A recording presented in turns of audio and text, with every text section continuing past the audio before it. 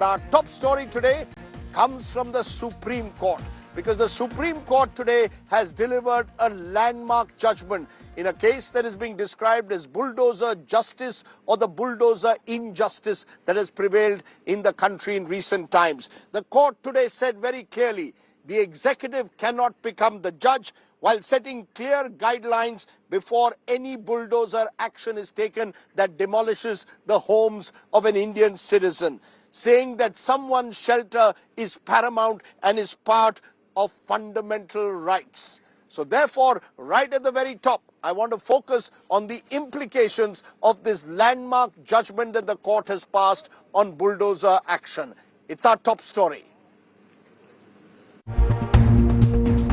Supreme Court puts the brakes on bulldozer justice.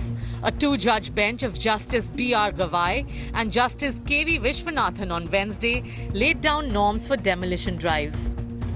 The court's ruling came on petitions challenging bulldozer action in Rajasthan and Madhya Pradesh. The court in its order listed norms to be followed by all states while ordering demolitions. The authorities will have to give 15 days notice to the property owner.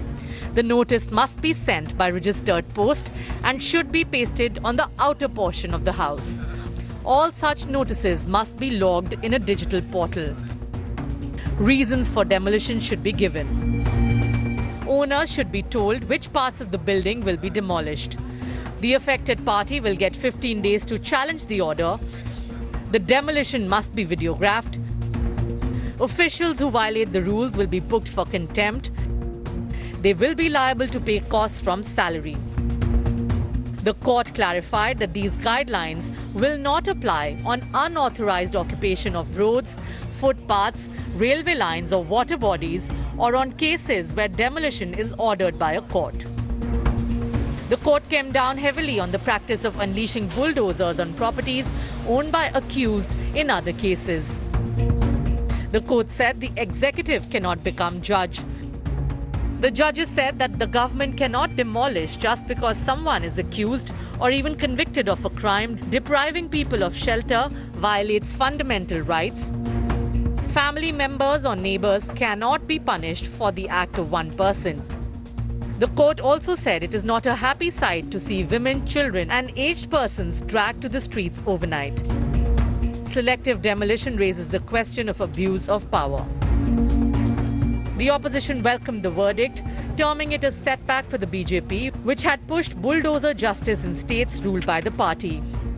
मैं इस मौके पर जो supreme court का फैसला आया है सरकार के खिलाफ, उसका धन्यवाद देता हूं, बधाई देता हूं। ऐसे कम फैसले होते हैं जहां पर सरकार को जुर्माना देना पड़ता है। क्या कोई सोच सकता है कि सुप्रीम कोर्ट ने सरकार पर 25 लाख का जुर्माना लगाया है? देखिए, जहां तक का बुलडोजर, सुप्रीम कोर्ट और मकानों का सवाल है, भाजपा का मत बिल्कुल स्पष्ट है। हम सभी सुप्रीम कोर्ट का सम्मान करते हैं और ये जो विषय आया है यह कोई एक राज्य के लिए या एक दूसरे राज्य के लिए नहीं, ये पूरे भारतवर्ष के लिए आया है। Many state governments have used demolitions as means of instant justice in criminal cases. The bulldozer model has been an election issue too. The Supreme Court's rules are now set to slow down the bulldozers. The processes of demolition and defining an unauthorized construction have been in municipal laws of various states for years. But with bulldozer justice becoming a political point, the question is how much of a whip will the apex court really need to crack before the politicians and the executive really listens? In New Delhi, this is Anisha Mathur for India Today.